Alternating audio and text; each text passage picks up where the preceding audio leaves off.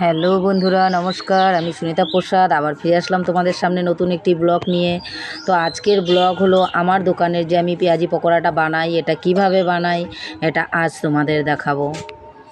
তো আমি দোকানে কি কি বানাই একবারে তো সব দেখানো হবে না, তাই জন্য আস্তে আস্তে দেখাবো। দেখো পেঁয়াজ আমি ছুলে নিয়েছি, আর এখন আমি পেঁয়াজগুলো ঝিরিঝিরি করে কেটে নেব।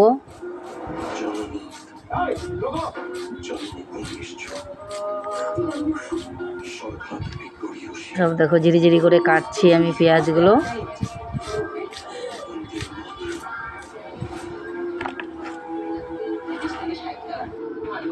তো দেখো পেঁয়াজগুলো কাটা হয়ে গেছে, এর মধ্যে কাঁচা লঙ্কা কেটে নিয়েছি।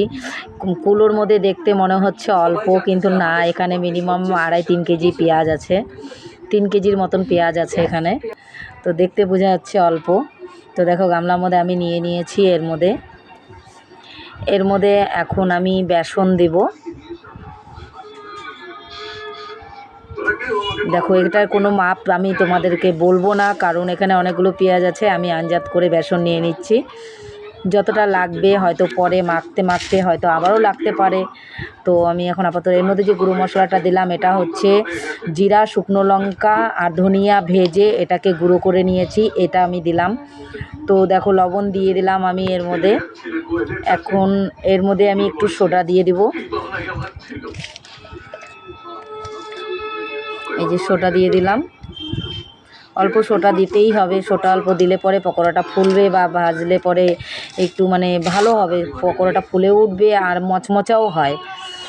তো দেখো এটা আমি পেঁয়াজিটা এখন মাখছি। প্রথমে যদি আমি এটাকে একটু লবণ মেখে ছেড়ে দিতাম পেঁয়াজটাকে, তাহলে একটু জল বেরোতো, তাহলে মাখতে সুবিধা হতো।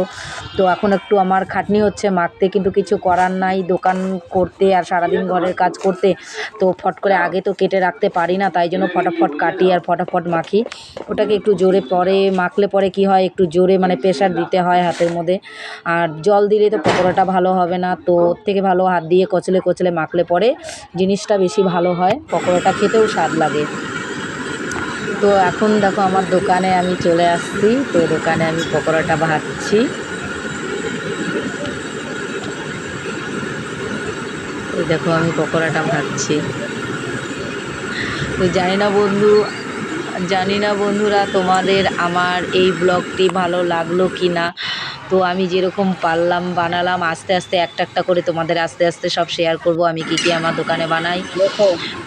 ওকে বাই বন্ধুরা। তোমাদের যদি আমার ব্লগটি ভালো লাগে তাহলে তোমরা আমাকে লাইক, কমেন্ট, শেয়ার, সাবস্ক্রাইব করে দিবে, বাস এটুকুই তোমাদের কাছে আমি আশা করি।